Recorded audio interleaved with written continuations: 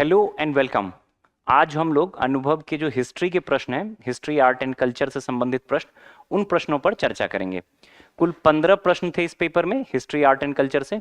इन्हीं 15 प्रश्नों को हम लोग क्रमवार रूप में देखेंगे। तो चलिए शुरू करते हैं हम लोग आज की अपनी परिचर्चा। पहला प्रश्न देखिए आपके स्क्रीन पर होगा, प्रश्न संख्या 22 पढ़िए आप लोग। ये महाबोधि मंदिर के संदर्भ में है। महाबोधि मंदिर परिसर के संबंध में निम्नलिखित तथ्यों पर विचार कीजिए। 3 स्टेटमेंट दिया गया है महाबोधि मंदिर के परिसर के संदर्भ में, उसी के संदर्भ में आपसे पूछा गया है कि कौन से कथन सही हैं इसमें से। पहला स्टेटमेंट है, परिसर में पहला मंदिर सम्राट अशोक द्वारा बनाया गया था। पहला मंदिर सम्राट अशोक द्वारा बनाया गया था। दूसरा स्टेटमेंट है, ज्ञान प्राप्त होने के पश्चात इस स्थान पर बुद्ध ने अपना पहला उपदेश दिया था। और तीसरा कथन है, फाहियान ने मुख्य मंदिर और बोधि वृक्ष का उल्लेख किया है। पूछा गया है कौन सा कथन सही है। देखिए पहला स्टेटमेंट जो है, पहला स्टेटमेंट परिसर में पहला मंदिर सम्राट अशोक द्वारा बनाया गया था, बिल्कुल सही बात है। ये जो महाबोधि मंदिर परिषद का पहला मंदिर है वो 3री शताब्दी ईसा पूर्व में जो है 3rd सेंचुरी बीसी आपको अशोक द्वारा ही बनवाया गया था और पहला मंदिर यही था। जो वर्तमान मंदिर है, जो महाबोधि परिसर में जो वर्तमान बोध गया में जो महाबोधि टेम्पल कॉम्प्लेक्स है, उसमें जो अभी का मंदिर है ये गुप्त काल में बना हुआ है। तो ये 2 चीजें ध्यान में रखना है, ठीक है, कंफ्यूज नहीं करना है। पहला मंदिर जो है वो अशोक द्वारा बनवाया गया था 3री शताब्दी ईसा पूर्व में। वर्तमान मंदिर जो है ये गुप्त काल में मतलब 5वीं 6ठी ईस्वी का बना हुआ है, ठीक है। तो ये वाला ध्यान में रखना है। पहला स्टेटमेंट सही है। दूसरा स्टेटमेंट देखो, ज्ञान प्राप्त होने के पश्चात इस स्थान पर बुद्ध ने अपना पहला उपदेश दिया था। ये कहीं से सही लग रहा है, बहुत ही आसान सा तथ्य है, ये गलत है। पहला उपदेश बुद्ध के द्वारा कहां दिया गया था? पहला उपदेश सारनाथ में दिया गया था, जिसको हम लोग क्या कहते हैं? धम्मचक्र परिवर्तन। बुद्ध के जीवन से संबंधित जो 4 महत्वपूर्ण घटनाएं रही थी उसमें से एक है महाबोधि परिसर, जो महाबोधि मंदिर परिसर जो है। लेकिन वहां ज्ञान की प्राप्ति हुई थी, ना कि पहला उपदेश दिया था। 4 प्रमुख बुद्ध के जीवन से संबंधित जो 4 प्रमुख स्थल हैं, पहला क्या है? जन्म से संबंधित लुम्बिनी, ठीक है। दूसरा जहां ज्ञान प्राप्त हुआ बोध गया, यही महाबोधि टेम्पल वाला जो कॉम्प्लेक्स है। तीसरा जहां पर इन्होंने अपना पहला उपदेश दिया सारनाथ में, ठीक है। और चौथा कुशीनगर में जहां इनको महापरिनिर्वाण की प्राप्ति हुई, यहां या जहां इन्होंने मृत्यु हुई या जहां इन्होंने शरीर त्याग किया, ठीक है। तो दूसरा स्टेटमेंट तो गलत है। तीसरा देखो, फाहियान ने मुख्य मंदिर और बोधि वृक्ष का उल्लेख किया है, यह भी सही है, ठीक है। फाहियान ने 404-405 ईस्वी के आसपास इसकी यात्रा की थी, जो महाबोधि टेम्पल है इसकी यात्रा की थी, इस कॉम्प्लेक्स की। और यहाँ पर इसने मंदिर की भी, जो मेन श्राइन है उसकी भी चर्चा की है और जो बोधि वृक्ष है उसकी भी चर्चा की है। तो हमारा उत्तर क्या पूछा है आपसे, कौन सा सही है? तो उत्तर क्या हो जाएगा? उत्तर दूसरा गलत है, तो पहला और तीसरा विकल्प सी जो है हमारा सही उत्तर हो जाएगा, ठीक है। अब देखो यहां जो समझने वाली बात है, अगर आपको ध्यान में होगा, अगर आप में से कुछ स्टूडेंट ऐसे होंगे जिन्होंने पहले के जो अनुभव, पिछले साल के जो अनुभव के डिस्कशंस होगा उसको देखा होगा या कहीं और भी लेक्चर सुना होगा, तो मैंने हमेशा इस बात पर बल दिया है कि जो यूनेस्को वर्ल्ड हेरिटेज साइट है, 43 साइट हो गए हैं भारत में, उसके संबंध में आपको काफी डिटेल में जानकारी रखनी है।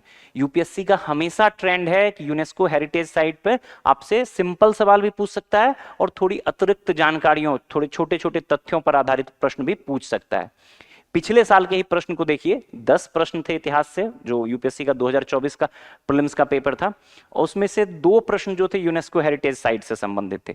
आगे भी आप देखोगे कि यूनेस्को हेरिटेज साइट से रिलेटेड सवाल रहेंगे, थोड़े डिटेल में भी हो सकते हैं। पिछले साल के प्रश्न बहुत ही सिंपल थे, आगे कभी भी आपसे काफी डिटेल में भी पूछा जा सकता है। तो जो ये अपना बोध गया वाला महाबोधि टेम्पल कॉम्प्लेक्स है, ये भी यूनेस्को हेरिटेज साइट का भाग है।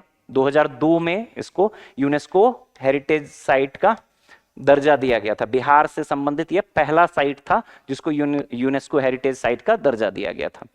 ठीक है, इंपॉर्टेंट है, इसके बारे में आपको माइन्यूट छोटी छोटी बातों को भी ध्यान में रखना है। कुछ और तथ्य जो है, ये देखो, ये वाला जो है टेम्पल का जो मुख्य मंदिर है उसका एक इमेज है, और ये जो है जो बोधि वृक्ष है उसका इमेज है, इसको भी ध्यान में रखिएगा। अब देखो यहाँ पे क्या क्या आप ध्यान में रख सकते हैं। पहला तो जो मैंने कहा कि यूनेस्को हेरिटेज साइट है, यही बात ध्यान में रखना है आपको। दूसरा जो इम्पोर्टेंट चीज है, जो टेम्पल बना, ये टेम्पल पहला टेम्पल जो बना वो अशोक के द्वारा बनवाया गया 3rd सेंचुरी बीसी में। वर्तमान टेम्पल जो है गुप्त काल का बना हुआ है, 5वीं 6वीं शताब्दी ईस्वी का। ठीक है, 2 तथ्य टेम्पल को लेके। तीसरा, जो टेम्पल है इसके भीतर जो एक आप यूनेस्को हेरिटेज, जो यूनेस्को की साइट पे जाके अगर आप इसके बारे में इंफॉर्मेशन लेंगे तो वहां पे जो चीजें मेंशन है, जो मोटी मोटी बातें मेंशन है, वो ध्यान में रखना है। टोटल जो इसका एरिया है, इस जो कॉम्प्लेक्स की एरिया की बात करें तो ये लगभग 4.8 हेक्टेयर है। ठीक है, जो इसके एरिया की बात की जाए, टोटल अगर हम इसके एरिया की बात करें, ठीक है, टोटल एरिया की बात करें तो 4.8 हेक्टेयर है। एक तो ये भी ध्यान में रखिएगा, ये भी मेंशन किया हुआ है।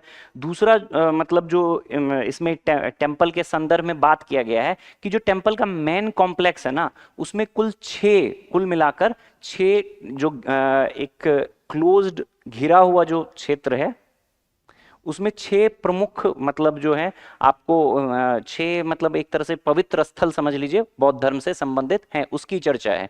ठीक है, जिसमें से कि ये टेम्पल है एक, जहाँ पे बुद्ध का अशोक के समय से ही एक, जिसको वज्रासन बोलते हैं, एक स्थल, एक सिंहासन बना हुआ है, जहाँ बताया जाता है कि भगवान बुद्ध ने उसी जगह बैठकर तपस्या की थी, उसी पोज में, उसी शिला पे बैठकर, तो उसको वज्रासन कहा जाता है। वो भी एक काफी पवित्र मतलब सामग्री है बौद्ध धर्म से संबंधित। तीसरा जो बोधि वृक्ष है वो भी इस कॉम्प्लेक्स के अंदर ही है, और एक जो लोटस पॉन्ड या कमल तालाब है वो कॉम्प्लेक्स से बाहर है, इसकी भी चर्चा अलग से की गई है। ठीक है, टोटल जो टेम्पल की हाइट वगैरह है थोड़ा बहुत उसको भी आप ध्यान में रखेंगे, ये भी इंपॉर्टेंट मतलब है। 50 मीटर जो मेन टेम्पल है वो 50 मीटर ऊंचा है, ये एक इंपॉर्टेंट मतलब हो सकता है, इससे संबंधित भी तथ्य पूछा जाए। जो मुख्य मंदिर है उसके भीतर जो है एक पीले बलुआ पत्थर से, येलो मतलब जो स्टोन है उससे बना हुआ, सैंड स्टोन से बना हुआ एक आपको भगवान बुद्ध की एक मूर्ति है। वो इसके बारे में भी, जो मुख्य मंदिर है उसके बारे में पूछा जा सकता है कि उसके भीतर एक जो है भगवान बुद्ध की पीले बलुआ पत्थर से बनी हुई मूर्ति है। इस तथ्य को भी आप ध्यान में रखेंगे। एक और तथ्य है जो कि इंपॉर्टेंट हो सकता है, कभी भी आपसे पूछा जा सकता है, वो है बोधि वृक्ष के संदर्भ में। जो बोधि वृक्ष के संदर्भ में है, ये कई बार स्टेट पीसीएस वगैरह में ये सवाल पूछ चुका है, ये जो है कौन से जेनरेशन का है। जो मुख्य बोधि वृक्ष था, जो बोधि वृक्ष मतलब पीपल का पेड़, जिसके नीचे भगवान बुद्ध को ज्ञान की प्राप्ति हुई थी। बोधि मतलब बुद्धि, ज्ञान को इंगित करता है। तो ये उसी पेड़ से संबंधित है। ठीक है, जो मूल पेड़ था, ऐसा बताया जाता है कि उसी पेड़ से संबंधित था, और ये 5वें, संभवतः 4थे या 5वें पीढ़ी का पेड़ है, यानी कि 4 या 5 बार जो मुख्य पेड़ था वो समाप्त हो चुका था, उसके बाद उसी पेड़ से संबंधित शाखाओं से या अन्य चीजों से इस पेड़ की उत्पत्ति हुई है, जो वर्तमान पेड़ अवस्थित है वहां। ठीक है, तो इसको भी ध्यान में रखिएगा। जो पहला पेड़ था, एक आपने सुन रखा होगा कि एक शासक हुए थे हर्षवर्धन के समकालीन शशांक, उनके द्वारा उस पेड़ को कटवाया गया था, कटवाने का काम किया गया था, जिसके बाद फिर से पेड़ की उत्पत्ति हुई थी। आगे चलकर एक ब्रिटिश काल में आप देखोगे कि जो मूल पेड़ था उसके सूखने की भी चर्चा मिलती है कुछ जगहों पे। बाद में कुछ ब्रिटिश अधिकारियों द्वारा जो श्रीलंका में जो मूल पेड़ था उसकी कुछ शाखाओं को श्रीलंका में अशोक द्वारा जो अपने पुत्र जो महेंद्र और अपनी पुत्री संघमित्रा को श्रीलंका भेजा गया था, वहां बोधि वृक्ष लगवाया गया था, जो मुख्य बोधि वृक्ष की शाखा से उत्पन्न हुई थी। तो उसी वृक्ष श्रीलंका से मंगवा के ब्रिटिश काल में जो वृक्ष लगवाया गया था, वो अंतिम मतलब जो वर्तमान वृक्ष है वो उससे संबंधित बताया जाता है। ठीक है, तो ये चीजें बोधि वृक्ष से संबंधित भी आपसे एक आध स्टेटमेंट देके पूछा जा सकता है। कहने का तात्पर्य ये है कि जो यूनेस्को हेरिटेज साइट है उसको आपको काफी डिटेल में करना है। ये यूनेस्को हेरिटेज साइट से संबंधित प्रश्न है, ये काफी डिटेल में है। पिछले साल के अनुभव में भी हम लोगों ने कई सारे जो महत्वपूर्ण चर्चा में रहे या जो महत्वपूर्ण था उनको हमने अपने अनुभव टेस्ट में समाहित करने का प्रयास किया था। ठीक है, अगला प्रश्न देखिए, प्रश्न संख्या 23 आपकी स्क्रीन पर है। ये कह रहा है कि यहाँ पे एक लोक चित्रकला के बारे में बताया गया है और पूछा जा रहा है कि ये किससे मतलब किस राज्य से संबंधित है, ये कौन सी लोक चित्रकला है। एक स्टेटमेंट दिया गया है, पढ़िए प्रश्न को। प्रश्न है, यह लोक चित्रकला मुख्य रूप से झारखंड की आदिवासी महिलाओं द्वारा की जाती है। यह मुख्य रूप से विवाह और फसल की कटाई के मौसम में हार्वेस्ट सीजन से संबंधित है। इसके प्रमुख विषय स्थानीय वनस्पति जात और वन्य जीव हैं। उपर्युक्त वर्णन निम्नलिखित में से किस चित्रकला का है। एक स्टेटमेंट बताया गया। सबसे पहले तो यही, आप अगर थोड़ा सा तथ्य आपको ध्यान में हो चित्रकला के संदर्भ में कि राज्य से संबंधित हो तो आप पकड़ सकते हैं इससे, झारखंड की आदिवासी चित्रकला ये बताया जा रहा है। तो जो मंजूषा चित्रकला है ये तो बिहार के भागलपुर क्षेत्र से संबंधित है। ठीक है, तो ये तो नहीं है। जो सोहराई कोहवर, यहाँ देखो ट्रांसलेशन में थोड़ा सा इशू है, सोहराई कोहवर बोलते हैं इसको, कोहवर नहीं, सोहराई कोहवर चित्रकला, ये झारखंड के आदिवासियों से संबंधित चित्रकला है और यही हमारा सही उत्तर है। जो आपको पिछवाई चित्रकला है ये राजस्थान से संबंधित है और जो चितारा चित्रकला है ये कर्नाटक की चित्रकला है। तो अगर आपको ये पता होता इस प्रश्न में कि कौन सी जो स्थानीय चित्रकला है वो कौन से राज्य क्या है, बस नाम पता होता तो आप ये सवाल सही कर सकते थे। ठीक है, एलिमिनेशन से भी या ऐसे जनरल तथ्य पर भी आपको सिर्फ ये पता होना चाहिए था कि ये किससे संबंधित है। अब जो सोहराई कोहवर चित्रकला है, कोहवर मतलब होता है, अगर आप बिहार झारखंड की परंपराओं में देखो तो कोहवर का अर्थ होता है जो दूल्हे का कमरा, वर मतलब दूल्हा और कोह मतलब जो शब्दावली है उसकी उत्पत्ति कोह से तात्पर्य है गुफा। तो प्रारंभिक काल में मतलब जो दूल्हे की गुफा या दूल्हे के कमरा को इंगित करता था वही कोहवर इंगित कर रहा है। तो आमतौर पे जो ये चित्रकला की जाती थी वो जो विवाह से संबंधित कमरे होते थे उसमें किया जाता था और विवाह से संबंधित प्रतीकात्मक चित्रों का प्रयोग होता था। लगभग इसी तरह की चित्रकला बिहार के कुछ क्षेत्रों में, आप जो मधुबनी पेंटिंग है उसमें भी ये, उसका भी एक महत्वपूर्ण थीम ये रहता है। ठीक है, तो कोहवर चित्रकला, जो ये कोहवर वाला पार्ट है दूसरा। अब सोहराई जो है, सोहराई एक फेस्टिवल होता है जो दीपावली के ठीक बाद होता है। आमतौर पे दीपावली के ठीक बाद फसल कटाई के समय जो है पशुओं को तैयार किया जाता है और उसी से संबंधित ये सोहराई एक फेस्टिवल है। तो सोहराई कोहवर चित्रकला जो है ये मतलब फसल कटाई और मतलब जो विवाह से संबंधित है उस पर किया जाता है। ठीक है, आदिवासी में यह मुख्य रूप से विवाह। ठीक है, तो कोहवर जो इंगित कर रहा है वो विवाह से संबंधित है और फसल की कटाई के मौसम में। ठीक है, फसल की कटाई के मौसम में जो सोहराई फेस्टिवल होता है, फसल कटाई का दिवाली के बाद का फेस्टिवल है और फसल कटाई का फेस्टिवल है, उसी पर यह चित्रकला की जाती है, सोहराई कोहवर चित्रकला। एक इमेज है ये देखो, ये जो है जो सोहराई कोहवर चित्रकला है उसी का इमेज है ये। ठीक है, बढ़े अगले प्रश्न पर। अगला प्रश्न देखिए, प्रश्न संख्या 24। यहां पे आपको कुछ शिक्षण केंद्र बताए गए हैं। ठीक है, भारत में प्राचीन शिक्षण केंद्र के संबंध में निम्नलिखित, मतलब 3 मिसमैच करना है आपको, मिलान करने के लिए दिया गया है। एक तरफ शिक्षण केंद्र है, दूसरी तरफ उसके संस्थापक हैं और तीसरा जो है उससे संबद्ध विद्वानों के बारे में बात की गई है। पहला जो है नालंदा जो है कुमारगुप्त, ठीक है, कुमारगुप्त प्रथम द्वारा इसकी स्थापना की गई थी। गुप्त काल में नालंदा विश्वविद्यालय की स्थापना की गई थी। बिहार के वर्तमान जो आप बिहार शरीफ नालंदा जिला है वहां पे इसके जो ध्वंसावशेष हैं मिलते हैं। अभी हाल ही में, मतलब अगर आप 2024 की बात की जाए, थोड़े दिन पहले जो है इसका जो मुख्य परिसर का है उद्घाटन किया गया था प्रधानमंत्री जी द्वारा, नालंदा विश्वविद्यालय, जो आधुनिक नालंदा विश्वविद्यालय है। ठीक है, इससे संबंधित विद्वान आर्यभट्ट, ये भी गुप्तकालीन विद्वान है, समकालीन रहे थे, तो इनका संबंध जोड़ा जाता है नालंदा विश्वविद्यालय से। तो ये वाला तो हमारा सही है, ठीक है। मतलब कुमारगुप्त का पीरियड भी आप ध्यान में रख सकते हैं, 415 से 455 ईस्वी एडी जो था इनका पीरियड था। नालंदा विश्वविद्यालय की स्थापना इन्होंने की, लेकिन नालंदा विश्वविद्यालय का जो आप चरम देखिएगा वो पाल काल में आपको दिखेगा, विशेषकर धर्मपाल और जो उनके पुत्र थे धर्मपाल और देवपाल, उनके काल में आपको दिखेगा, ठीक है। स्थापना होगी गुप्त काल में, लेकिन इसका चरम जो है हमें दिखेगा पाल काल में, ठीक है। दूसरा देखो, वल्लभी। वल्लभी जो गुजरात का भावनगर नगर डिस्ट्रिक्ट है ना, वहां पे वल्लभी मतलब एक शिक्षण केंद्र रहा था। और कॉमन क्या चीज है, ये सभी बौद्ध शिक्षण, मूलतः बौद्ध शिक्षण केंद्र रहे थे। ये भी मतलब थोड़ा सा ध्यान में रखने वाली बात है, ये सभी मूलतः बौद्ध शिक्षण केंद्र थे। तो वल्लभी जो है इसके संस्थापक भट्टारक ही थे, मतलब गुजरात के मैत्रेयी वंश के एक शासक हुए हैं भट्टारक, उनको श्रेय दिया जाता है वल्लभी में जो शिक्षण केंद्र था उसकी स्थापना का। अगर इसके टाइम पीरियड की हम बात करें तो ये लगभग 600 एडी से 1200 एडी तक एक्टिव रहा था, 600 ईस्वी से 1200 ईस्वी तक, ठीक है। लेकिन ये वाला जो है संबद्ध विद्वान की अगर हम बात करें तो नागार्जुन इससे संबंधित नहीं थे। नागार्जुन के बारे में आपने पढ़ा होगा, शून्यवाद के सिद्धांत के बारे में, और ये 2री शताब्दी ईस्वी के विद्वान, इनका टाइम पीरियड जो बताया जाता है ये 2री शताब्दी बताया जाता है, ठीक है।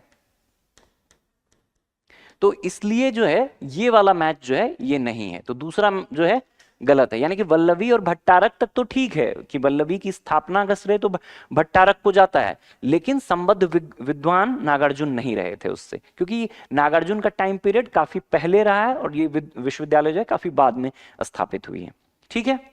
अगला देखो, विक्रमशिला। विक्रमशिला फिर से एक बार ये बिहार के भागलपुर में है, मतलब रहा था, अभी इसका ध्वंसावेश है भागलपुर में। इसकी स्थापना पाल शासक धर्मपाल द्वारा की गई थी, और अतीश दीपंकर जो थे इसके प्रधानाचार्य, एक सर्व प्रमुख मतलब जो इस विश्वविद्यालय से संबद्ध व्यक्ति जोड़े जाते हैं, वो अतीश दीपंकर को जोड़ा जाता है, बताया जाता है, जिन्होंने कि यहाँ से अध्ययन भी किया था और इसके प्रधानाचार्य के रूप में भी कार्य किया था। तो ये वाला सही है। पूछा है कि कितनी जानकारी सही सुमेलित है, तो दूसरा गलत है, तो केवल 2, मतलब 3 में से 2 जानकारी जो है सही है। अब देखो यहाँ क्या ध्यान रखने वाली बात है, यहाँ पे जो भी ये सवाल दिया गया था, ये 3 के 3 सवाल जो हैं शिक्षण केंद्र से, तो कभी भी आपसे प्राचीन भारत के शिक्षण केंद्रों के संदर्भ में आपसे सवाल पूछा जा सकता है, ठीक है। यहाँ पे ये इस तरह के मैचिंग दे दिया, कभी क्रोनोलॉजी में दे सकता है, मतलब काल क्रमानुसार दे सकता है कि कौन पहले आया, कौन इसके बाद आया, कौन इसके बाद आया। और केवल यही 3 नहीं हो सकते हैं, और भी हो सकता है। तक्षशिला दे सकता है आपको, इसके अतिरिक्त आपको उदंतपुरी, सोमपुरा विहार, बहुत सारे ऐसे शिक्षण केंद्र के रूप में बौद्ध विहारों की स्थापना की गई थी। ये वाला जो इमेज है ये देखो तक्षशिला का है, ठीक है। ये नालंदा का, और नालंदा को यूनेस्को वर्ल्ड हेरिटेज साइट का दर्जा दिया गया है। ये तक्षशिला जो अब तो भारत में नहीं है, पाकिस्तान में है, ये भी यूनेस्को हेरिटेज साइट में है, ठीक है। और ये जो है आपको विक्रमशिला का है, ये वर्तमान में यूनेस्को वर्ल्ड हेरिटेज साइट में शामिल नहीं है, ये भी ध्यान में रखना है। कई बार आपसे ये भी पूछ सकता है कि निम्नलिखित शिक्षण केंद्रों में कौन वर्तमान में यूनेस्को विश्व विरासत सूची में शामिल है, तो मान लो दे दिया तक्षशिला, नालंदा, विक्रमशिला, वल्लभी, तो 2 ही हैं केवल, ठीक है। उस तरह से भी आप ध्यान में रखेंगे। यहाँ पे देखो, ये जो कुछ प्रमुख प्राचीन शैक्षणिक केंद्र रहे हैं भारत के, उसकी मैंने एक तरह से यहाँ पे उसका नाम मेंशन कर दिया है, आप इसको ध्यान में रखने का प्रयास करना। सबसे पहले हम तक्षशिला के बारे में जानते हैं। तक्षशिला जो है आप मौर्य वंश की स्थापना से पहले से चला आ रहा था। हमने चाणक्य के बारे में पढ़ा है कि चाणक्य ने यहाँ से शिक्षा ग्रहण की थी। फिर नालंदा, तक्षशिला के बाद जो सबसे प्रसिद्ध हुआ नालंदा, और तक्षशिला और नालंदा को कंपैरिजन करके आप यूपीएससी सवाल पूछ चुका है, आगे भी आपसे पूछ सकता है, ठीक है। वल्लभी गुजरात में था, विक्रमशिला बिहार में था। और यहाँ पे थोड़ा सा और, अगर थोड़ा और डीप में जाएगा तो आपसे क्या सवाल पूछ सकता है, एक दो चीजें जो और आप ध्यान में रख सकते हैं। जो नालंदा का सेंटर था ये बेसिकली महायान शाखा से संबंधित था, ठीक है। यहाँ पे अन्य चीजों की भी शिक्षा दी जाती थी, साथ में बौद्ध धर्म के महायान शाखा के संदर्भ में मतलब मूलतः संबंधित रहा था। और जो विक्रमशिला है ये वज्रयान, पूर्व मध्यकाल के टाइम पीरियड में बौद्ध धर्म की जो शाखा वज्रयान थी वो काफी प्रचलित रही थी। तो विक्रमशिला वज्रयान से संबंधित था। कभी भी आपको एक स्टेटमेंट इस तरह से दे सकता है कि विक्रमशिला वज्रयान से संबंधित था, महायान से संबंधित था, हीनयान से संबंधित था, तो ये भी ध्यान में रखना है। और जो वल्लभी है इसको ध्यान में रखिएगा कि हीनयान शाखा से संबंधित था, ठीक है। ये ज्यादा इंपॉर्टेंट है वल्लभी के संदर्भ में। आमतौर पे जो है महायान और वज्रयान से वाले तथ्य जो है आमतौर पे काफी कॉमन रहता है, लोगों को ध्यान में रहता है। लेकिन वल्लभी चूंकि इसकी स्थापना भी बाद में हुई है तो आप महायान को लेके थोड़ा कंफ्यूज हो सकते हैं आप। तो ध्यान में रखिएगा महायान शाखा से नहीं, हीनयान शाखा से संबंधित रही थी, ठीक है। उसके अलावा जगदल, सोमपुरा, उदंतपुरी, पुष्पगिरी, थोड़ा बहुत भारत, मान लो देखो इतने तथ्य याद रहेंगे तो कभी मुख्य परीक्षा में भी प्राचीन भारतीय शिक्षण केंद्रों से संबंधित सवाल आया तो आप एग्जाम्पल्स में ये सारी चीजें पुट कर सकते हो। और यहाँ प्रीलिम्स में किसी भी तरह से आपसे सवाल पूछेगा तो आप उसको इजीली मैनेज कर लोगे। तो मेरी तरफ से एक सुझाव रहेगा कि आप इसको जिस अप्रोच में जिन जिन आयामों के संदर्भ में मैंने बात की है उस आयाम के रूप में आप देखने का प्रयास करेंगे। अगला सवाल है प्रश्न संख्या 25, देखिए आपके स्क्रीन पर है। यहां पे है कि ऋग्वेद में वर्णित प्रसिद्ध दसराग युद्ध, दसराग युद्ध एक्स नदी के तट पर लड़ा गया था, जिसे आधुनिक समय में वाई नदी के रूप में जाना जाता है। निम्नलिखित में से कौन एक्स और वाई नदी की सही पहचान करता है? मतलब ये बताया गया है कि जो दसराग युद्ध है वो ऋग्वेद में किस नाम से है, मतलब नदियों का नाम बदला है। ऋग्वेद में कुछ और नाम से जानते थे, वर्तमान संदर्भ में कुछ और नाम से जानते हैं। तो यही आपसे पूछा गया है। तो एकदम से फैक्चुअल है लेकिन कॉमन फैक्ट है, आपने पढ़ा होगा दसराग युद्ध में के संदर्भ में। दसराग युद्ध की अगर हम बात करें तो ये जो था ऋग्वेद के 7वें मंडल में इसकी चर्चा मिलती है। ये भी ध्यान रखिएगा, कभी भी आपसे इस तरह से भी पूछ सकता है कि दसराग युद्ध के संदर्भ में निम्नलिखित कथनों पर विचार करिए। तो एक स्टेटमेंट यही दे देगा कि यह ऋग्वेद के 7वें मंडल से संबंधित है, ठीक। तो ध्यान में रखना है, किसी भी चीज को पढ़ो तो देखो रेलिवेंसी कहां है, प्रश्न पूछने के संदर्भ में कौन से तथ्य रेलिवेंट हैं उस तरह से देखो, ठीक है। तो सबसे पहले जो इसकी चर्चा की बात करें तो ऋग्वेद में सीधा पूछा जा सकता है कि किस वेद में चर्चा है, तो ऋग्वेद में, ऋग्वेद के 7वें मंडल में। थोड़ा और बढ़ा के अगर फैक्ट पूछे तो ऋग्वेद के 7वें मंडल में चर्चा है। इसमें क्या होता है कि आर्य के दो गुटों के बीच में ये युद्ध होता है और परुष्णी नदी, ऋग्वेद में कहा गया है परुष्णी नदी, जिसको कि रावी नदी के नाम से भी जानते हैं। परुष्णी नदी के किनारे, जो वर्तमान में रावी नदी के नाम से जाना जाता है, आर्यों के दो कबीलों के बीच संघर्ष हुआ, ठीक है। एक कबीला जो था भरत का कबीला, ठीक है, और इसके जो प्रमुख थे सुदास, इनके द्वारा, जो भरत कबीला था इनके जो प्रमुख थे सुदास, इनके द्वारा पराजित किया गया 10 कबीलों का एक समूह था, जिसमें 10, इसीलिए इसका नाम क्या पड़ा है, दसराग युद्ध, ठीक है। ये विजयी रहे थे और पराजित किया था 10 कबीलों के एक समूह को, 10 राजाओं के एक समूह को, ठीक है। एक फैक्ट और जो आप यहां पे ध्यान में रख सकते हैं, जो ये सुदास थे या जो भरत कबीला था, इसके जो ऋषि थे, प्रमुख ऋषि थे, कई बार इस पे भी पूछ सकता है आपसे, वशिष्ठ थे। और जो हारने वाला कबीला था, जो अन्य कबीले थे, उनके जो प्रमुख थे, उनके जो गुरु थे, उसका नाम था विश्वामित्र, ठीक है। तो वशिष्ठ सुदास के गुरु थे, सुदास भरत कबीले के गुरु थे, और जो विश्वामित्र थे ये आपको जो अन्य 10 राजाओं का समूह था उसके गुरु थे। भारतीय इतिहास के संदर्भ में संघर्ष का या युद्ध का सबसे प्राचीनतम प्रमाण के रूप में इसको माना जाता है, ठीक है। सबसे ओल्डेस्ट प्रमाण के रूप में दसराग युद्ध को माना जाता है, ठीक। तो ये इंपॉर्टेंट है और मतलब ध्यान में रखिएगा, एक सामान्य सा तथ्य है। अगले प्रश्न पर बढ़ें। अगला प्रश्न संख्या 26, देखिए आपके स्क्रीन पर है।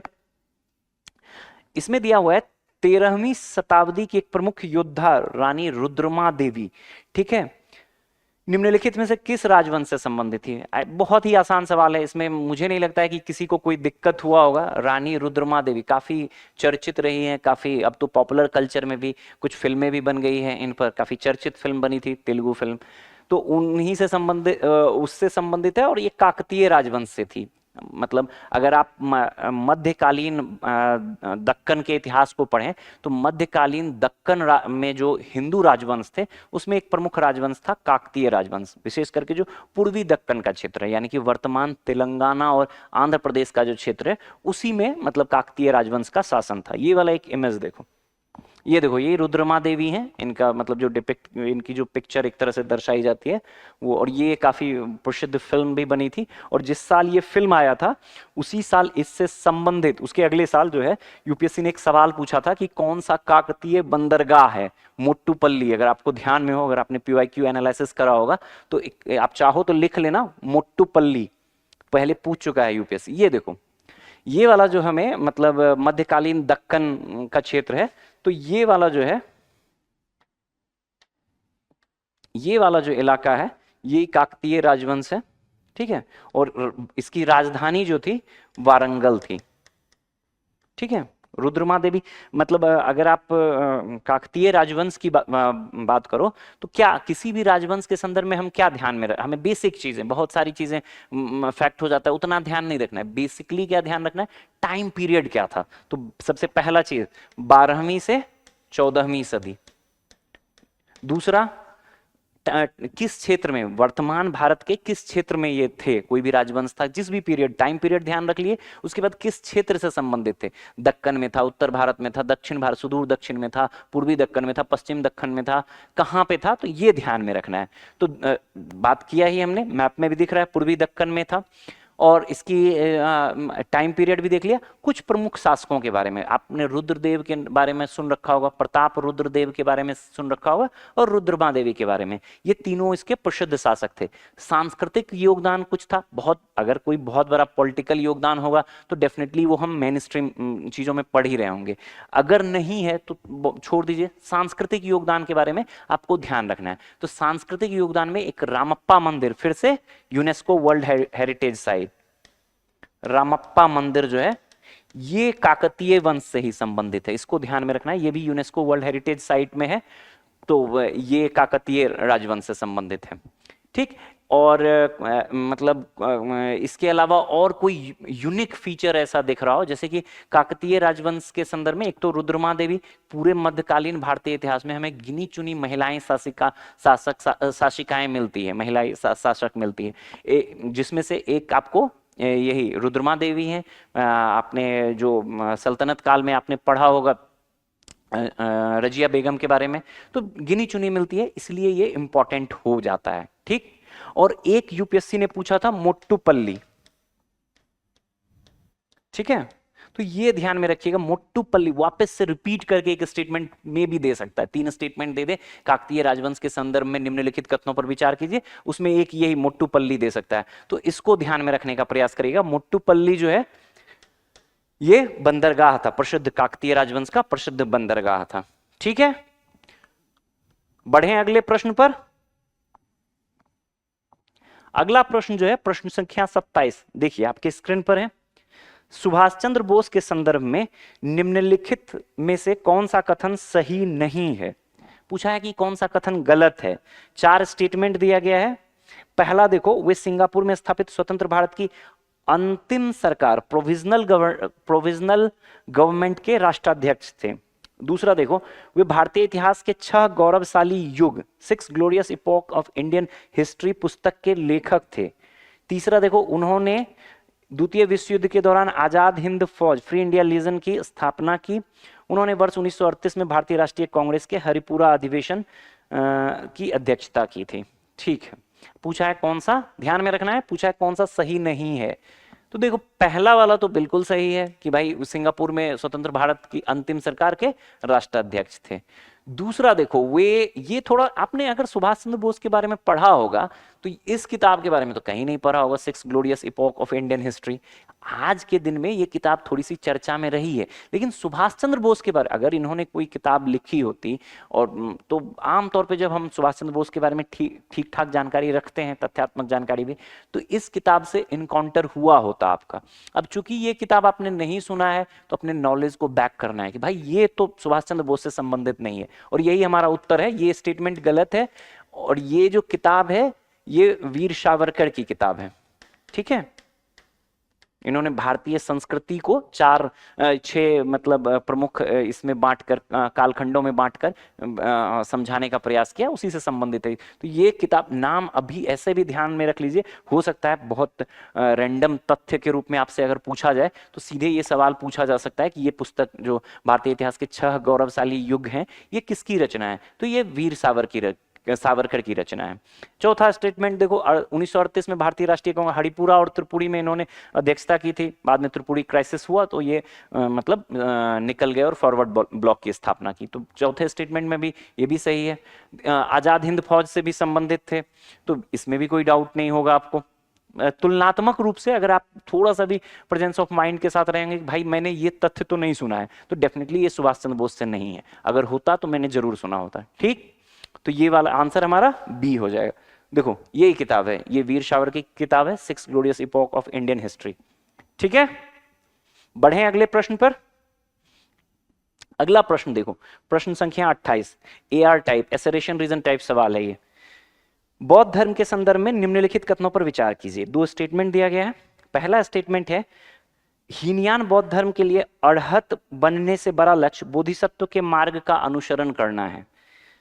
हीनयान, ध्यान से पढ़ना, हीनयान बौद्ध धर्म के लिए अरहत बनने से बड़ा लक्ष्य बोधिसत्व के मार्ग का अनुसरण करना है। गलत है। बोधिसत्व की संकल्पना महायान शाखा से है, हीनयान शाखा से नहीं है, तो ये स्टेटमेंट गलत है। हीनयान बौद्ध धर्म के लिए, हीनयान बौद्ध धर्म का जो अंतिम लक्ष्य है या परम लक्ष्य है वो क्या माना जाता है? निर्वाण प्राप्ति, अरहत बनना। निर्वाण प्राप्ति, अरहत बनना। महायान में क्या है कि ज्ञान की प्राप्ति हो जाती है, ठीक है, लेकिन वो अपने निर्वाण को रोककर दूसरों के लिए, बोधिसत्व का संकल्पना, बोधिसत्व क्या करते हैं? दूसरों को हेल्प करते हैं ज्ञान प्राप्ति में, और ये महायान में विकसित हुआ। ये जो कॉन्सेप्ट है, ये जो दर्शन है, ये महायान शाखा से संबंधित है, हीनयान से नहीं।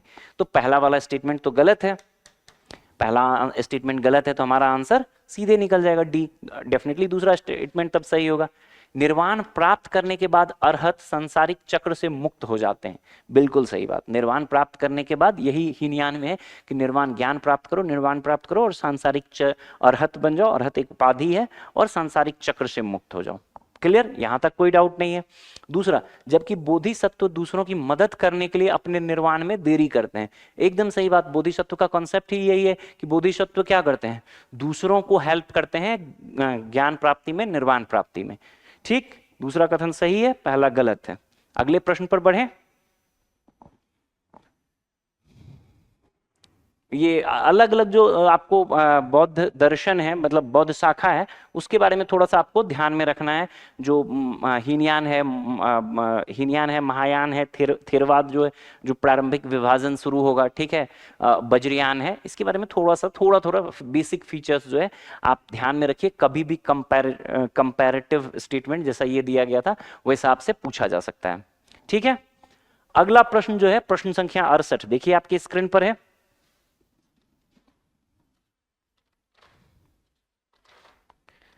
यहां देखो, ये गुप्त साम्राज्य के संदर्भ में निम्नलिखित में से कौन सा प्रशासनिक प्रभाग के आकार के अवरोही क्रम में, मतलब डिसेंडिंग ऑर्डर में अधिकारियों का सही अनुक्रम दर्शाता है? मतलब सवाल गुप्त प्रशासन से संबंधित है। 3 है, परम भट्टारक, उपरिक और विषयपति। ये जो पहला विकल्प है यही सही है, परम भट्टारक, उपरिक और विषयपति। अगर आपको गुप्त प्रशासन ध्यान में होगा तो आप सबसे प्रशासन के सर्वोच्च शिखर पर क्या होगा? राजा। ठीक है, राजा जो है गुप्त काल में महाराजा धीराज, परम भट्टारक, चक्रवर्ती, परमेश्वर, इस तरह की उपाधियां ग्रहण करता था। तो परम भट्टारक कौन होगा? राजा, शासक, जो प्रमुख शासक है उसको इंगित करता है। उसके बाद अगर आपको गुप्त प्रशासन का ध्यान में होगा, राजा को ही परम भट्टारक महाराजाधिराज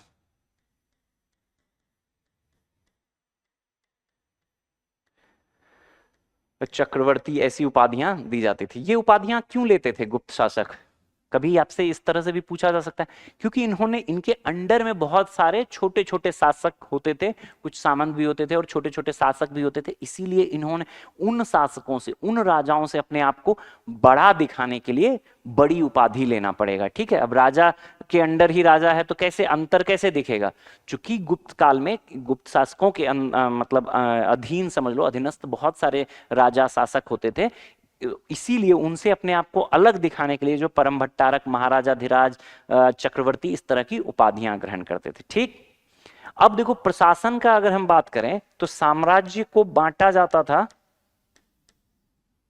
प्रांतों में, आज भी बांटा जाता है, प्रांतों को बांटा जाता था जिलों में, और जो प्रांत होते थे उसको क्या कहते थे, उसी से आपको ये ध्यान में आएगा, इसको कहते थे भुक्ति। प्रांतों को जो बांटा जाता था, साम्राज्य को प्रांतों में बांटा जाता था, प्रांतों को भुक्ति कहा जाता था, और भुक्ति का जो प्रमुख होता था ये कहलाता था उपरिक या उपरिक महाराज, उपरिक महाराज। ठीक है, तो परम भट्टारक राजा हो गया, जो प्रांत का प्रमुख हो गया, यानी कि समझ लो कि ऊपर प्राइम मिनिस्टर, फिर चीफ मिनिस्टर। ठीक है, इस तरह से आज के हिसाब से कनेक्ट करने का प्रयास करो। तो ये प्रांत, प्रांत में भुक्ति, प्रांत को भुक्ति कहा जाता। कभी भी पूछा जा सकता है कि गुप्त काल में भुक्ति विषय क्या थे, तो प्रशासनिक विभाजन था। नीचे आएंगे, प्रांतों से नीचे आएंगे तो जिला, जैसे आज के डेट में हम बात करें तो जिला के टाइप की जो इकाई थी उसको क्या कहा जाता था, विषय कहा जाता था। भुक्ति बंटता था विषय में, और विषय का प्रमुख कौन होता था, ये होता था आपको विषयपति। ठीक है, तो जो आप लोग बनना चाह रहे हैं उस तरह से समझ सकते हैं कि डीएम साहब जिले में होते थे, तो विषयपति। ठीक है, तो साम्राज्य को भुक्ति, भुक्ति, भुक्ति यानी कि प्रांत, और प्रांत को फिर से जिले में बांटा जाता था, जिले यानी कि विषय गुप्त काल में। तो विषय और भुक्ति क्या थे, प्रशासनिक विभाजन थे, प्रशासनिक इकाइयां थी, और उसके प्रमुख कौन हुआ करते थे, भुक्ति के उपरिक महाराज, आमतौर पे राजकुमारों की नियुक्ति होती थी उस पर, और जो सबसे नीचे है विषय, विषयपति होते थे उसके प्रमुख। क्लियर है, आसान प्रश्न है, बहुत ज्यादा दिक्कत नहीं हुआ होगा। अगले प्रश्न पर बढ़े। अगला प्रश्न देखो 69, 3 स्टेटमेंट दिया गया है वेनसांग के संदर्भ में, वेनसांग की सीयूकी के संदर्भ में। वेनसांग के भारत संबंधी विवरण सीयूकी के संदर्भ में निम्नलिखित जानकारी पर विचार कीजिए। पहला है, इसमें कहा गया है कि शूद्र कृषक थे। ठीक, इसमें हर्ष द्वारा महायान बौद्ध धर्म अपनाने का उल्लेख मिलता है। ठीक, और अगला तीसरा स्टेटमेंट है, इसमें कहा गया है कि पुष्यभूति वंश के दौरान बलात्सर्म, जो बेगारी प्रथा या बलात्सर्म कह सकते हो, वो फोर्स्ड लेबर नहीं कराया जाता था। पूछा गया है कि कितने कथन सही हैं। देखो ये तीनों स्टेटमेंट सही है। सबसे पहले तो ये जो सी यू की है, इसको मतलब इसका अर्थ क्या होता है, जर्नी टू वेस्ट। अपने विवरण का नाम क्या लिखा था, जर्नी टू सीयू की, यानी कि जर्नी टू वेस्ट। भारत में जो मतलब वेनसांग का टाइम पीरियड है 629 से 645 एडी माना जाता है, और मूलतः जो था ये हर्षवर्धन के साथ काफी जुड़े रहे। हर्षवर्धन के मतलब राज्य में जो है इनका प्रमुख ये रहा। भारत के अन्य क्षेत्रों का भी इन्होंने भारत के अन्य क्षेत्रों की भी यात्रा और भ्रमण किया इन्होंने, लेकिन मूलतः जो था ये हर्ष से जुड़े रहे थे। हर्ष का भी टाइम पीरियड यही था 606 से 647 ईस्वी, तो इसी पीरियड में आए थे। अब इसका इनका जो विवरण है सीयू की, उसमें भारत के संदर्भ अलग अलग चीजों के बारे में काफी विस्तृत विवरण दिया गया है। कुछ महत्वपूर्ण चीजों को आपको ध्यान में रखना है, उसी पर आधारित ये प्रश्न पूछा गया है। पहला स्टेटमेंट देखो, इसमें कहा गया है कि शूद्र कृषक थे। एकदम सही बात है ये। आप देखोगे गुप्तोत्तर काल की जो सामाजिक विशेषता है उसमें कहा गया है कि वैश्यों की स्थिति खराब होगी तुलनात्मक रूप से, और शूद्रों की स्थिति मतलब ऊपर होगी। शूद्र कृषि करेंगे, वैश्य और शूद्र एक ही मतलब बस्ती में रहेंगे, ऐसे ऐसे कुछ चीजें कही मतलब जो गुप्तोत्तर सामाजिक व्यवस्था है उसके बारे में ये तथ्य बताए जाते हैं। तो शूद्र जो थे कृषि कार्य करने लगे थे। आप थोड़ा सा भी लॉजिकल अगर आप सोचते कि गुप्तोत्तर सामाजिक विशेषता के बारे में क्या कहा गया है तो उससे ये कथन जुड़ जाता। वेनसांग ने भी ये चीज कहा है, ठीक, तो ये स्टेटमेंट सही है। दूसरा, इसमें हर्ष द्वारा महायान बौद्ध धर्म को अपनाने का उल्लेख है। इसमें तो कोई डाउट ही नहीं हुआ होगा किसी को। हर्ष द्वारा महायान बौद्ध धर्म शाखा, बौद्ध धर्म की महायान शाखा को काफी बढ़ावा दिया गया था, अपनाया गया और इसके लिए काफी काम भी किया गया था। अगला है, इसमें कहा गया है कि पुष्य भूति वंश, यानी कि यही जो हर्षवर्धन का वंश था, पुष्य भूति वंश या वर्धन वंश जो भी कह लो आप, में बलात् शर्म फोर्स्ड लेबर नहीं कराया जाता था। ये भी सही बात है, ये भी सही कहा गया है कि फोर्स लेबर नहीं कराया जाता। तो तीनों स्टेटमेंट सही है, उत्तर जो है हमारा सी हो जाएगा। कुछ और बातें जो आपको थोड़ा सा यहाँ पे ध्यान में रखना चाहिए था जो वेनसांग ने कहा था। कई बार आप, एक तो इन्होंने सबसे पहले एक स्टेटमेंट बहुत ही इंपॉर्टेंट है कि पाटली, इनके टाइम आते आते पाटलिपुत्र का जो था स्थिति काफी खराब हो गई थी। वेनसांग ने पाटलीग्राम कहा है, ध्यान में रखिए। कई बार आपसे क्या हो सकता है कि वेनसांग और फाहियान के बीच कंपैरिजन करके, दोनों चीन से आए थे, दोनों का मूल उद्देश्य बौद्ध धर्म के संबंध में ज्ञान प्राप्त करना, शिक्षा प्राप्त करना था। ये बौद्ध धर्म से संबंधित जो प्रमुख अध्ययन सामग्री या ग्रंथ थे उसको प्राप्त करने के लिए आए थे वेनसांग। तो कंपैरिजन पूछ सकता है। नालंदा विश्वविद्यालय, फाहियान के टाइम में नालंदा विश्वविद्यालय नहीं बना था, इसके टाइम में बन गया था, ये नालंदा विश्वविद्यालय भी गए थे। तो इस तरह से मेंस में भी आपसे पूछ सकता है कि फाहियान और वेनसांग का कंपैरिजन करते हुए उनके विवरणों के आधार पर भारतीय समाज की, भारतीय प्रशासन की या तत्कालीन भारतीय व्यवस्था का तुलनात्मक विवरण प्रस्तुत कीजिए। मेंस में भी इस तरह से सवाल पूछा जा सकता है। प्रीलिम्स में भी पूछा जा सकता है कि फाहियान और वेनसांग के विवरणों के संदर्भ में निम्नलिखित कथनों पर विचार कीजिए। समझ पा रहे हो? तो उसको ध्यान में रखना है। तो एक तो इन्होंने पाटलीग्राम कहा, एक चीज और। दूसरा, इन्होंने, आपको अगर ध्यान में होगा, आपने पढ़ा होगा, तो बहुत ही कॉमन तथ्य है जिसके बारे में इन्होंने कहा था कि जो जलदस्युओं के बारे में, मतलब जो इनका खुद का सामान वगैरह छीन लिया गया था, ठीक है, तो डाकू हुआ करते थे, जलमार्ग बहुत सुरक्षित नहीं थे, इस तरह की बातें की गई। तो जो कुछ प्रमुख बातें कही गई है उसको आपको थोड़ा ध्यान में रखना है। स्पष्ट है? अगले प्रश्न पर बढ़ें। अगला प्रश्न देखो, प्रश्न संख्या 70 आपकी स्क्रीन पर है। भारतीय स्वतंत्रता संग्राम से संबंधित निम्नलिखित घटनाओं पर विचार कीजिए। 3 घटनाएं दी गई है और इसका क्रोनोलॉजी पूछा गया है, काल क्रमानुसार आपको सजाने के लिए बताया गया है। पहला है शाही भारतीय नौसेना विद्रोह, दूसरा है वेवेल योजना और तीसरा है कैबिनेट मिशन का आगमन। ठीक है, देखो सबसे पहला जो इसमें वेवेल योजना है, वायसराय थे वेवेल, इन्होंने वेवेल प्लान, ये सारी घटनाएं, एक प्रश्न पे आने से पहले एक सुझाव, जो 1945 मतलब समझ लो कि 1942 से 47 के बीच की जो घटनाएं है ना, उसका आपको काफी क्लोज ये डेट्स वगैरह ध्यान में रखना चाहिए कि एक ही साल में, मान लो 1946 की ही 3 घटनाएं आपको दिया जा सकता है और उसका क्रोनोलॉजी पूछा जा सकता है। 1945 की ही 3 घटनाएं दी जा सकती है, उसका क्रोनोलॉजी पूछा जा सकता है। तो इस टाइम की जो घटनाएं हैं उसको थोड़ा डिटेल में, थोड़ा इस नजर से भी देखने का प्रयास करिएगा कि क्रोनोलॉजी क्या है, मतलब कौन पहले हुआ। कहने का सीधा संदर्भ है कि आपको एग्जैक्ट डेट लगभग ध्यान में रखना चाहिए। ठीक, ऐसे सवाल पहले पीसीएस में काफी पूछे गए हैं, यूपीएससी में भी पूछा जाता गया है और आगे भी पूछे जाने की संभावना है। ठीक है, तो सबसे पहले अगर वेवेल योजना की बात करें तो वायसराय थे वेवेल, और ये 1945 में वेवेल प्लान इन्होंने प्रस्तुत किया था। बहुत इस पे सहमति नहीं बन पाई थी और इस वेवेल प्लान पे ही डिस्कशन के लिए शिमला सम्मेलन बुलाया गया था, लेकिन मुस्लिम लीग की हठधर्मिता के कारण ये पास, मतलब इसमें कुछ कॉन्क्रीट डिसीजन नहीं हो पाया था। तो सबसे पहले तो ये है। दूसरा, शाही भारतीय नौसेना का विद्रोह, आपको याद होगा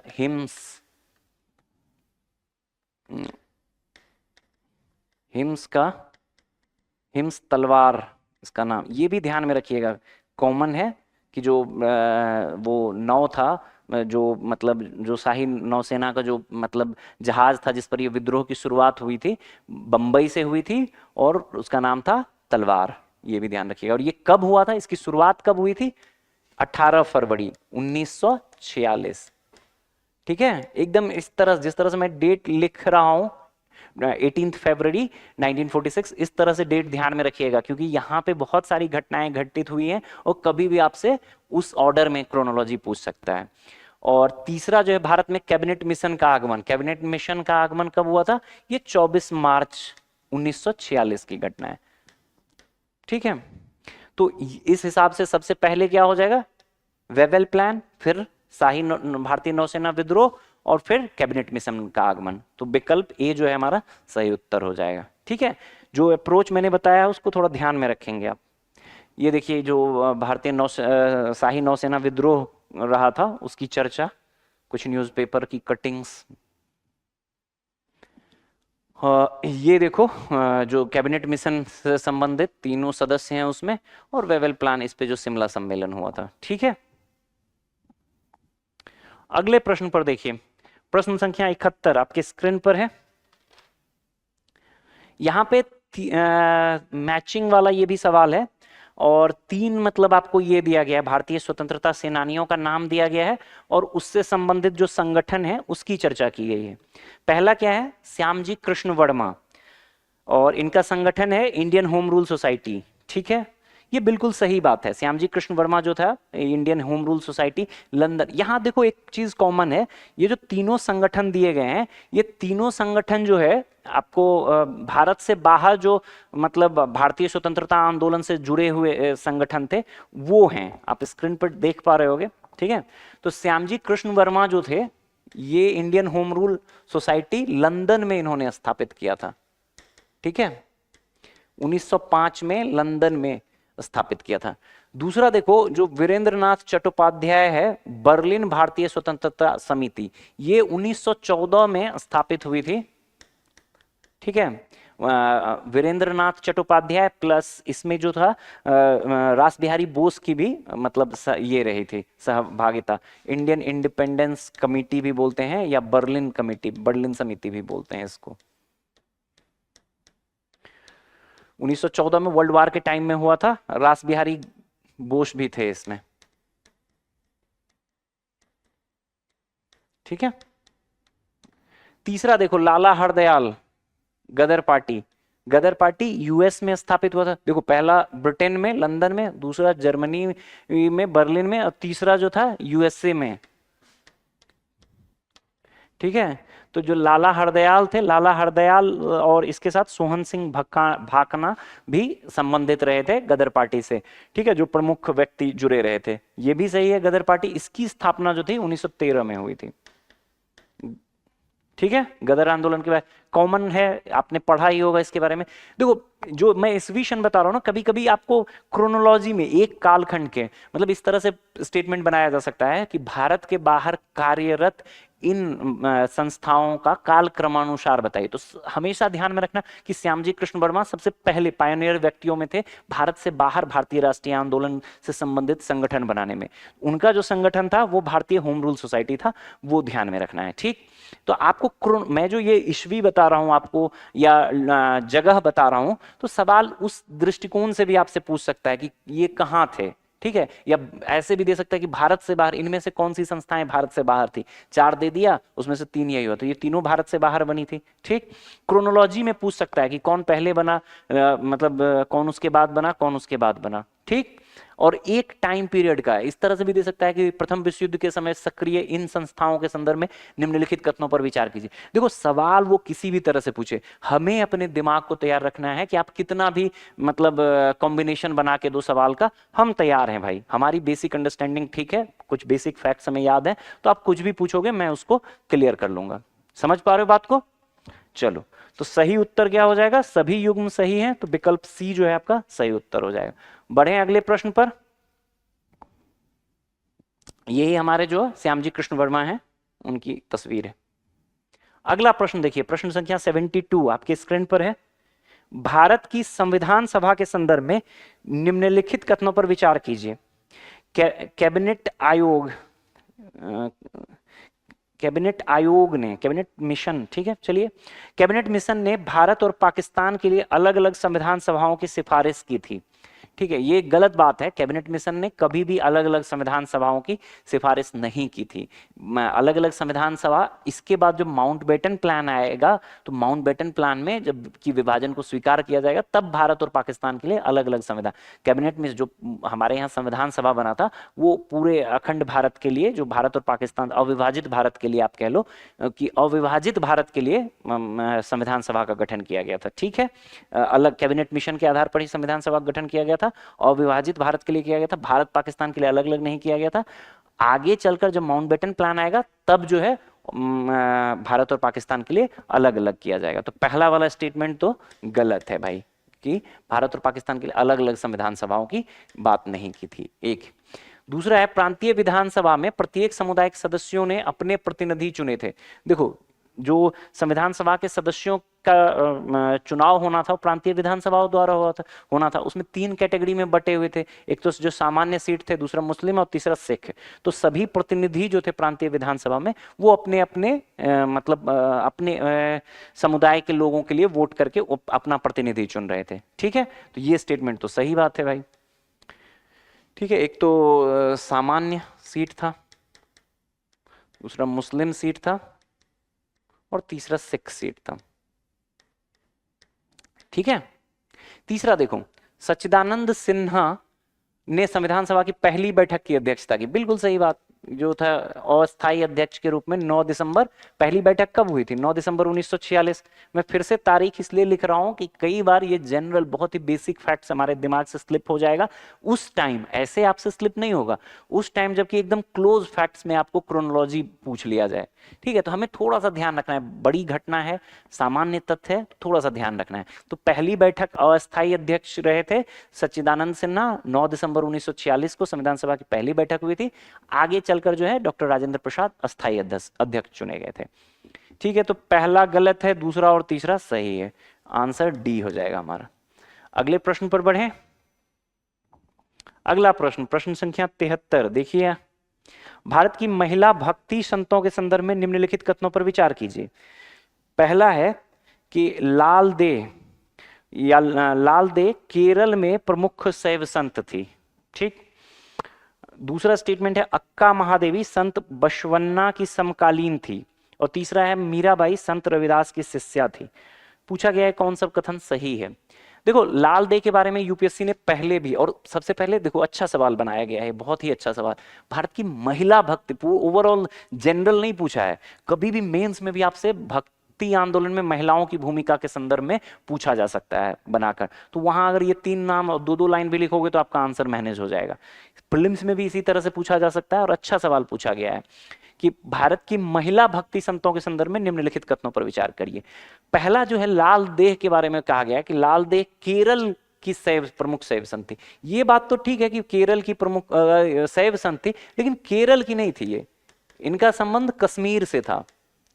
पूर्व में भी यूपीएससी ने इनसे संबंधित प्रश्न पूछा है, तो कश्मीर से थी। रीजन आप ऐसे भी मैचिंग दे सकता है कि ये किस क्षेत्र से थे। इन भक्ति आंदोलन के संतों के संदर्भ में उनके क्षेत्र के से का मिलान वाला सवाल पूछा जा सकता है। तो क्षेत्र भी हमें ध्यान में, टाइम पीरियड ध्यान में रखिए, क्षेत्र ध्यान रखिए। ठीक है, और योगदान कुछ ध्यान में रख लीजिए, कोई अगर बुक वगैरह लिखा हो तो वो ध्यान में रख लीजिए। लाल देह का टाइम पीरियड जो है, ये आपको 14वीं सदी रहा है, कश्मीर में था। 14वीं सदी की भक्ति, प्रमुख भक्ति संत के रूप में इनकी गणना होती है कश्मीर की।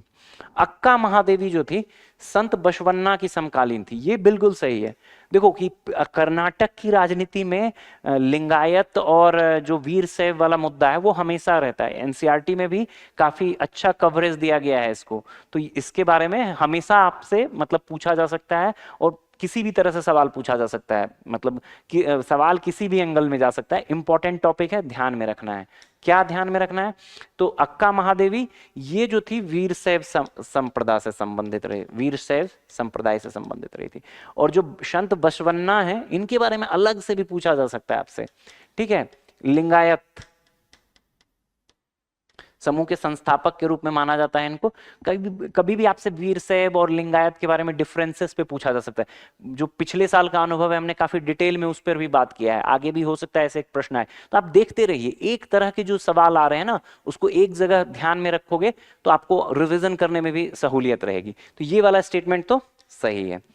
12th सेंचुरी के आसपास की ये लोग थे, अक्का महादेवी और बसवन्ना दोनों। तीसरा देखो, मीराबाई संत रविदास की शिष्या थी, ये भी बिल्कुल सही है। 16th सेंचुरी, मीराबाई का टाइम पीरियड क्या था? कृष्ण भक्ति में 16वीं, कृष्ण भक्ति से संबंधित थी। इनका टाइम पीरियड 16वीं सदी था और इनका विवाह जो था मेवाड़, तो आपको लोकेशन भी पूछा जा सकता है, मेवाड़ से संबंधित रही थी। तो पहला गलत है, दूसरा तीसरा सही है, तो विकल्प सी जो है हमारा सही उत्तर हो जाएगा। कोई दिक्कत कहीं पर भी? अगले प्रश्न पर बढ़ते हैं। अगला प्रश्न है प्रश्न संख्या 74। देखिए आपके स्क्रीन पर है, इलाहाबाद स्तंभ पर उत्कीर्णित समुद्रगुप्त की प्रशस्ति 360 ईस्वी की है। यदि इसे भारतीय राष्ट्रीय कैलेंडर के अनुसार दिनांकित किया जाए तो वह वर्ष होगा। अब देखो, एक ही सवाल ना, थोड़ा सा मैथ्स भी पूछ लिया, मतलब आपसे इसमें थोड़ा सा आपके कॉमन सेंस के बारे में भी पूछ लिया, और दूसरा इंफॉर्मेशन भी कि भाई भारत का राष्ट्रीय कैलेंडर कहते किसको है, पहले तो आपको यही पता होना चाहिए। तो ये बड़ा ही स्मार्टली बनाया गया है सवाल। ऐसे सवाल ना एग्जाम में रहते हैं, और मतलब आपके प्रेजेंस ऑफ माइंड का भी चेक हो जाएगा इससे। तो सबसे पहले तो जो भारतीय, मतलब ये जो समुद्रगुप्त की प्रशस्ति है, प्रयाग प्रशस्ति 360 शताब्दी ईस्वी की है, और पूछा है कि इसको भारतीय राष्ट्रीय कैलेंडर के रूप में हम किसको मानते हैं? भारतीय राष्ट्रीय कैलेंडर के रूप में हम शक संवत का प्रयोग करते हैं। ठीक है, अगर हम शक संवत की बात करें तो शक संवत की शुरुआत कुषाण के काल में 78 एडी माना जाता है इसका टाइम पीरियड। ठीक, 78 एडी। और ये जो है 360 शताब्दी ईस्वी, ये ग्रिगोरियन कैलेंडर में है। यानी कि जब अगर हमको ग्रिगोरियन कैलेंडर को शक संवत में चेंज करना होगा तो हम क्या करेंगे? 78 घटाएंगे। ध्यान में रखना है, जोड़ना नहीं है, घटाएंगे 78 आगे। ग्रिगोरियन कैलेंडर क्या, ईसा मसीह, एडी जो अपन बोलते हैं, ईसा मसीह के जन्म से शुरुआत हुई।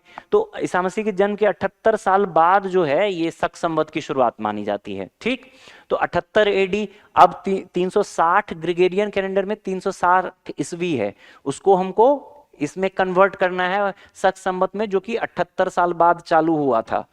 तो 78 घटा देंगे, तो 360 माइनस 78, ये आपका 282 हो जाएगा। जो विकल्प ए है आपका सही उत्तर हो जाएगा। कुछ और चीजें आप यहां पर ध्यान में रखेंगे। ठीक है, एक तो मैंने ये कहा शक संवत है हमारा राष्ट्रीय कैलेंडर।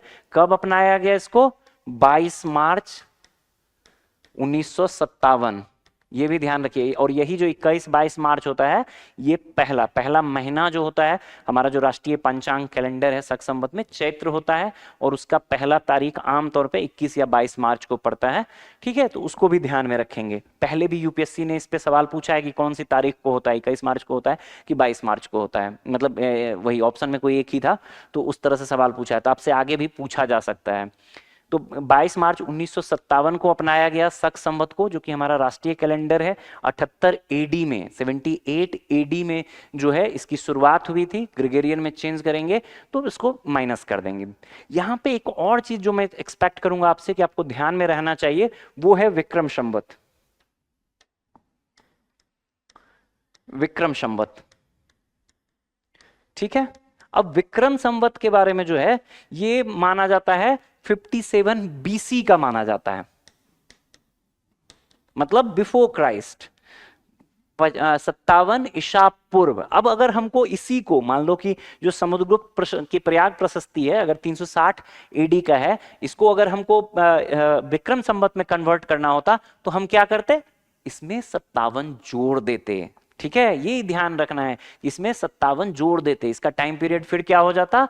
417 विक्रम संवत में अगर हम इसको देखते तो 417 हो जाता। ठीक, एक चीज और, कई बार आपसे सवाल देखो स्टेट पीसीएस में पहले काफी पूछा गया है, तो यूपीएससी भी कभी भी एक स्टेटमेंट के रूप में आपसे पूछ सकती है। सामान्य जानकारी आपको ध्यान में रखना है कि विक्रम संवत और शक संवत के बीच का तुलना पूछ सकता है कि ये साल विक्रम संवत में इतना है, शक संवत में कितना होगा, या दोनों के बीच कितना डिफरेंसेस है। तो 135 साल का डिफरेंसेस है।